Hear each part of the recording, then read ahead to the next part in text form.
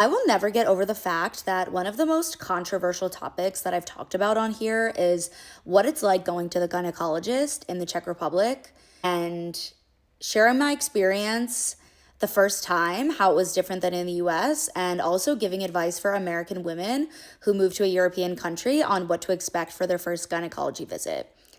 The last video I had to delete because I was getting so many personal attacks.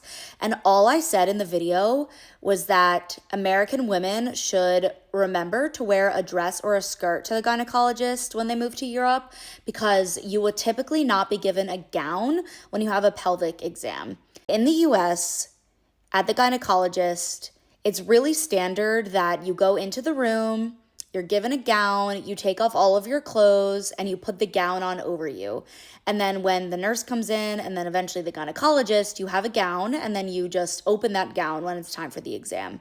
In the Czech Republic, I've been to the gynecologist twice, and both times you have your clothes on and you speak to the doctor, and then they tell you it's time for the exam, and then you're just supposed to take your pants and underwear off. I did not make any observations on this other than the fact that it's different and that I wish I had known this ahead of my first gynecologist appointment in Prague, because I felt awkward and kind of embarrassed because I asked the doctor, like, oh, do I go change into a gown? And she was like, what? And I was like, what? But the comments that I got when I made a simple video telling American women that the gynecology appointments are different here, all the comments were like, you stupid American, you're so uncomfortable with your body that you can't face the fact of being naked in front of a doctor.